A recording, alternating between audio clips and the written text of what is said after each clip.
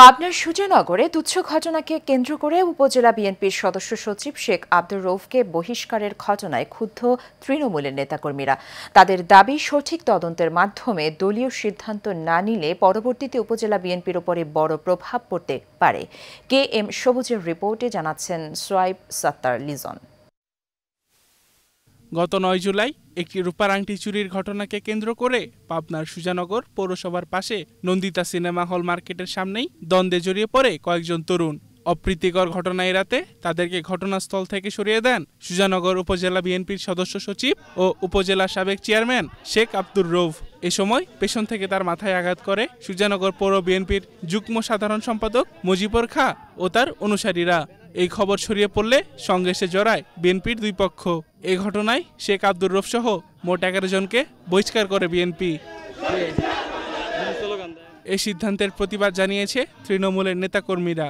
তারা বলছেন, সঠিক তদন্ত ছাড়া এমন সিদ্ধান্ত নেওয়া হয়েছে। রউফ শেখ খুব ভালো লোক, তাদের বারণ করার জন্যই একটু এগিয়ে দেয় যে তোরা এখানে কোনো হইহল্লা করিস না এবং মারামারি উচ্ছৃঙ্খলা করিস না। এই কয়া এরকম করে ধাক্কা দিয়ে উইরে সরা দিয়ে ও পিছন করে আসতেছে। আসার সময় পিছনের থেকেই খুব শুরু করছে। এখানে দুই গ্রুপের যে সংঘর্ষ শুরু হয়, সেখানে রউফ শেখের কোনো দোষ ছিল না। ছোট একটা ঝামেলা থেকে আসলে এই ঘটনাটা ঘটে। উনি মীমাংসা করতে আসে, ওনাকে ডাকি নিয়ে যায়, পিছন থেকে ধরে মারেছে। ৯ জুলাই যে ঘটনাকে কেন্দ্র করে শেখ আব্দুর রউফকে বহিষ্কার করা হয়েছে, আসলে কোনো তদন্ত করে বহিষ্কার করা হয় নাই। দলের এমন সিদ্ধান্তে মর্মাহত উপজেলার এই সাবেক চেয়ারম্যান। পৃথিবীতে এমন কোনো অনুবীক্ষণ যন্ত্র নাই যে আমাকে সামান্যতম অপরাধী প্রমাণ করতে পারবে। প্রমাণ করতে পারে আমি জীবনে বহিষ্কৃত করতে চাইবো না, আমি জীবনে রাজনীতি করব না।